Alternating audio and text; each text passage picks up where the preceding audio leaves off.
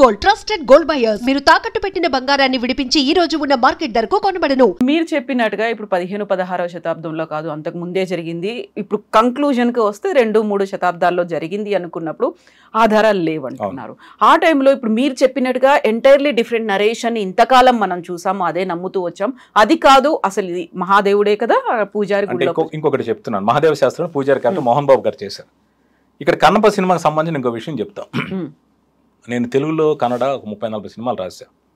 అది నేను commercial mafia, నేను పోకిరి గోస్ట్ రైటర్గా చేశాను. మాఫియా సినిమా రాయాలంటే వరల్డ్లో ఉన్న మాఫియా వాళ్ళందరి గురించి నేను స్టడీ చేశాను. చైనీస్ మాఫియా ఎలా ఉంటుంది, ఇటాలియన్ మాఫియా ఎలా ఉంటుంది, జపనీస్ మాఫియా ఎలా ఉంటుంది, రష్యన్ మాఫియా ఎలా ఉంటుంది.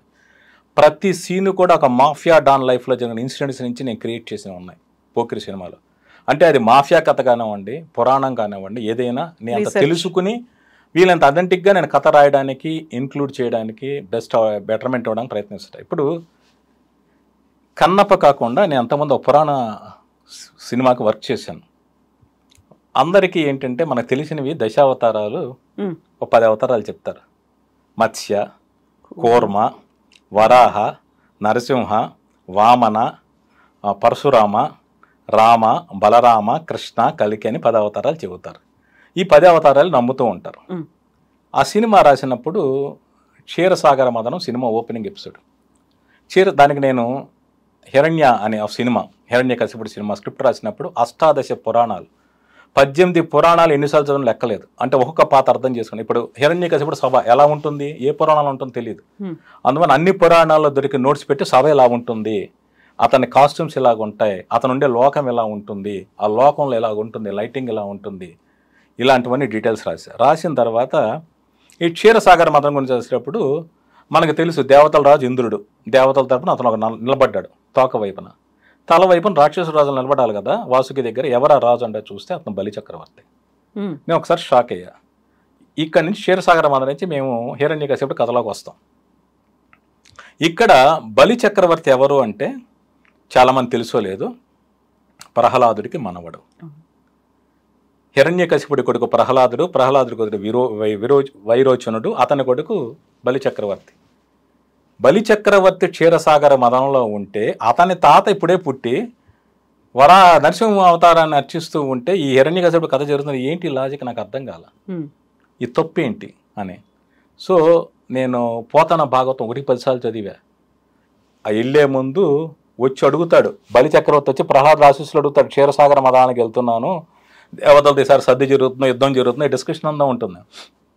అలా తాతను రాసిన తర్వాత అంటే 2 బలిచక్రవర్తులు ఉన్నారా, 2 ప్రహ్లాదులు ఉన్నారా, మొదటి విక్రమాదిత్యుడు, 2వ విక్రమాదిత్యుడు. ఇది నా మొదటి వ్యాస భాగవతం చదివా. అందులో విష్ణుమూర్తి ఎత్తింది 10 అవతారాలు కదా, 21 అవతారాలు ఎత్తాడు ఆయన. ఆ 21 అవతారాలు 10 అవతారాలు. ఈ 10 అవతారాలే ప్రామాణికం కాదు. ఇది వెళ్ళి చాలామంది నా టీము, డైరెక్టర్, ప్రొడ్యూసర్స్కి చేసి వాళ్ళందరూ నా మీద సీరియస్ అయ్యారు. జనం దృష్టిలో దశావతారాలు అంటే ఇవే, తిరుమల వెంకటేశ్వర స్వామి టెంపుల్లో కావచ్చు, వేరే చోట కావచ్చు, ఇవన్నీ ఇలాగే ఉన్నాయి. ఇది కాదు అంటే జనం నమ్మకాన్ని మనం పటాపంచలు చేసినట్టు నువ్వు ఎలా మాట్లాడతావు అని నా మీద చాలా వాదించారు. అసలు ఈ దశావతారాలు కూడా ఎక్కడి నుంచి వచ్చిందంటే 8వ శతాబ్దంలో ఒరిస్సాకు చెందిన జయదేవుడు, భక్త జయదేవుడు తన అష్టపదిలో ఈ దశావతారాలని ప్రస్తావించాడు. అతను దాన్ని ప్రస్తావించి మత్స్యకూర్మ వరాహ అనేది వెళ్ళిపోయాడు. జనాలకు కూడా అదే అవతారాలు ఫిక్స్ అయిపోయారు. అక్కడి నుంచే భూమి మొదలైంది, ఇవన్నీ రాశారు. రాసిన తర్వాత ఏం జరుగుతుంది, కొంతమంది మేధావులు 20 సంవత్సరాలు దాన్ని డార్విన్ సిద్ధాంతానికి జతేశారు.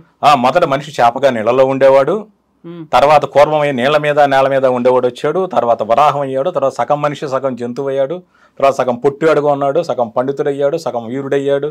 ఇలా అన్ని కథలు డార్విన్ సిద్ధాంతం దశావతారాలు కలిపేసి ఎవరు తెచ్చిన మేధావులు వాళ్ళందరూ సిద్ధాంతాలు చేస్తే ఇదే నిజమని ప్రపంచం అంతా నమ్ముతుంది. ఇది కాదు అని చెప్పాలి. ఎలా చెప్పాలి? నేను పండితుడిని కాదు, బ్రాహ్మణ్ణి కాదు, నేను రచయితను కాదు. నేను చెప్పింది ఎలా నమ్ముతారు? నాకు ఎవరు నమ్మిస్తారంటే నేను గరికపాటి గారిని అప్రోచ్ అయ్యాను. ఆయన ప్రవచనాలు ఇస్తుంటారు. ఈయన సందేహం విని పక్కపక్క నవ్వారు. ఆయన మీరు భలే ప్రశ్న అడిగారు, చాలా తమాషా అడిగారు, మీకు ఒక విషయం చెప్తాను. ఇది ఏంటి అంటే మన 4 యుగాలు పునరావృతం అవుతుంటాయి, రిపీట్ అవుతుంటాయి. మనకి అందరికీ తెలిసింది, మనకి సంకల్పం చెప్పేటప్పుడు చెప్తారు శ్వేత వరాహ కల్పం, వైవస్వర మన్వంతరం అని చెప్తుంటారు కదా. శ్వేత వరాహ కల్పం అంటే వరాహ అవతారం సంభవించినది. సో దానికి ముందు ఈ మత్స్యావతారం కూర్మావతారం దానికి ముందు యుగంలో వచ్చాయి. అంటే సత్యయుగం, త్రేతాయుగం, ద్వాపరయుగం, కలియుగం తర్వాత మళ్ళీ సత్యయుగం ప్రారంభం అవుతుందని. సో అప్పటి దాంట్లో జరిగింది ఇది.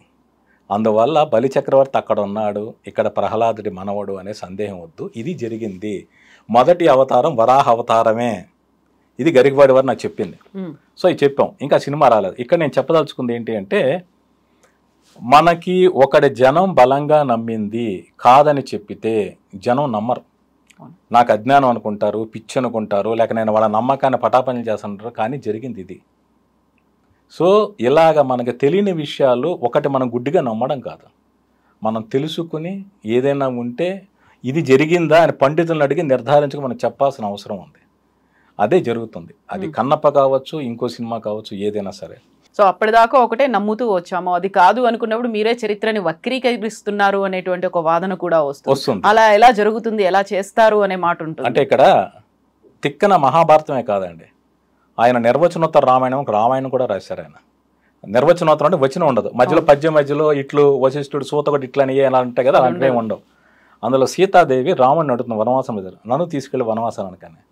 ఆడదానివి నువ్వు ఎలా వస్తావు, ఇక్కడే ఉండి అంటాడు. అంటే ఇన్ని త్రేతాయుగాలు నడిచాయి, ఇన్నిసార్లు కైకి వరం పొందింది, వరం పొందిన ప్రతిసారి రాముడు వనవాసంలో సీత కూడా వెళ్ళింది.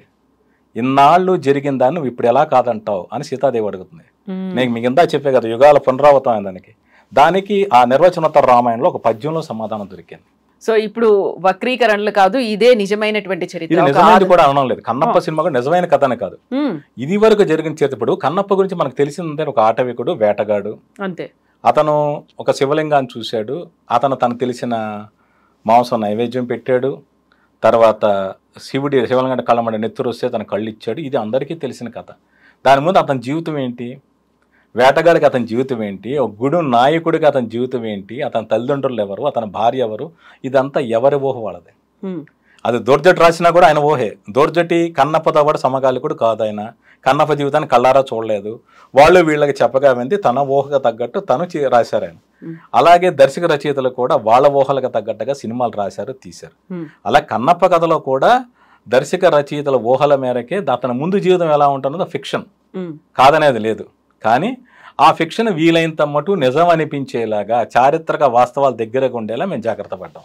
సో ఇప్పుడు ఇక్కడ వినిపిస్తున్నటువంటి రెండు అభిప్రాయాలు కూడా అక్కడ మన దగ్గర ఎందుకు తీయలేకపోయారు? ఇక్కడే నదీ పరివాహక ప్రాంతంలో జరిగింది అనుకున్నప్పుడు ఇక్కడ తీయొచ్చు కదా, ఎక్కడో న్యూజిలాండ్ దాకా అడవుల్లో వెళ్ళి అక్కడ ఎందుకు తీయాలి అనే దాంతో పాటుగా ఇది ఏ కైండ్ ఆఫ్ జానర్, ఏ జానర్లోకి వస్తోంది ఈ మూవీ అనేది? చరిత్ర, కల్పనమా, లేకుంటే యాక్షన్ ఓరియంటెడ్ ఉందా? ఇప్పుడు విజువల్స్ ట్రైలర్లో, టీజర్లో ఇవన్నీ చూస్తూ ఉంటే ఇంత హీరోయిక్గా చూపించాలా? అంటే లైక్ 100 మంది కలిస్తే కానీ నా తమ్ముడిని చంపలేరు అనుకున్నప్పుడు చంపింది ఒక్కడే అనే ఒక మాట ఉంటుంది. హీరోయిక్ ఇమేజ్ని అక్కడ మీరు చాలా పోర్ట్రే చేస్తున్నట్టుగా కనిపించింది. యాక్చువల్గా ఇది ఏ జానర్లోకి వస్తుంది అనే మాటకి ఏం చెప్తారు?